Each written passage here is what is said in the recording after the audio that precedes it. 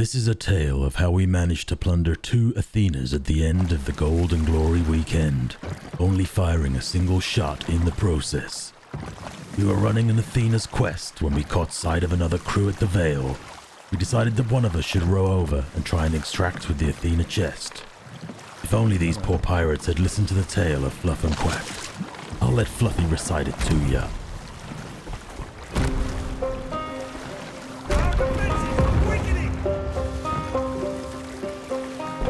Pirates of us, won't you lend me your ears? I have a story to tell of a treacherous team with smiles of me, who Fluff and Quack like to raise hell. A spirited duo, they dance on the seas and laugh as the danger unfolds. Beware if you meet them, they may seem like friends. They've got their eyes on your gold. By this point, I had made it to the fort. Now I just had to tuck and wait for them to finish the quest, get the Athena chest to my rowie, and head off into the sunset. Ladies and gentlemen, due to circumstances beyond our control, shadowplay footage for the next few minutes was not saved. Suffice to say, the crew doing the Vale quest completed the mission. Quack grabbed the Athena chest, but realized the crew had parked right next to his rowboat.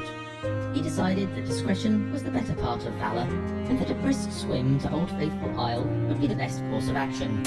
We now rejoin our intrepid plunderer at the end of his swim. After a dangerous swim, fighting off sirens and sharks, I made it to Old Faithful. Fluffy was already on her way to the rendezvous, and was waiting as I reached the other side of the isle.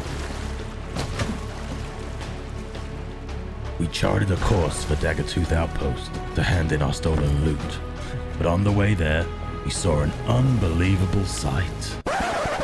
Wait a minute, isn't that the sloop we just stole the Athena from? Yep. And they've gone straight to the Fort of Fortune? Uh-huh. Okay. Fluffy quickly came up with a plan. The Fort of Fortune would take some time to complete, so we headed over to Hidden Spring Keep to collect some munitions.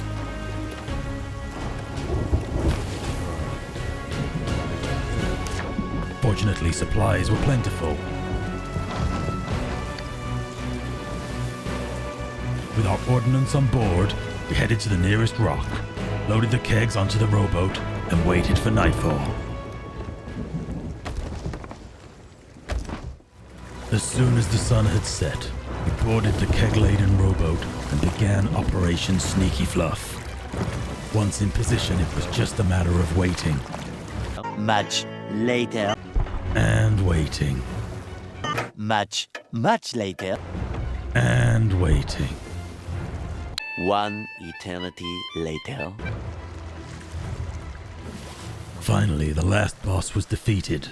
It was time to put the final chapter of Plan Sneaky Fluff into action.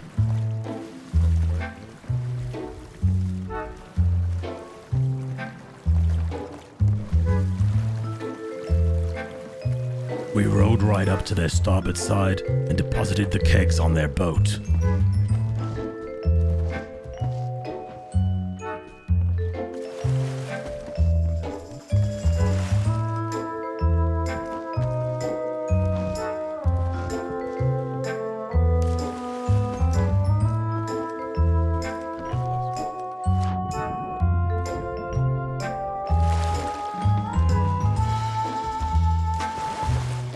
Once the final keg was in place, it was time to start the party.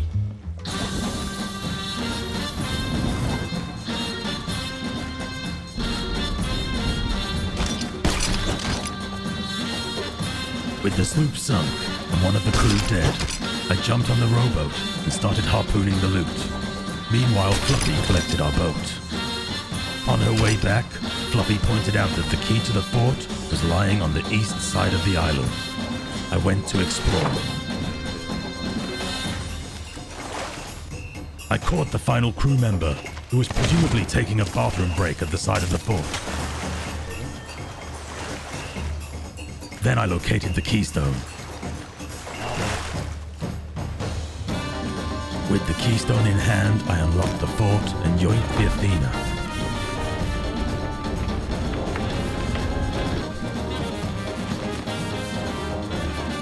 time I got out, Fluffy had arrived and was already collecting the rest of the loot in the water.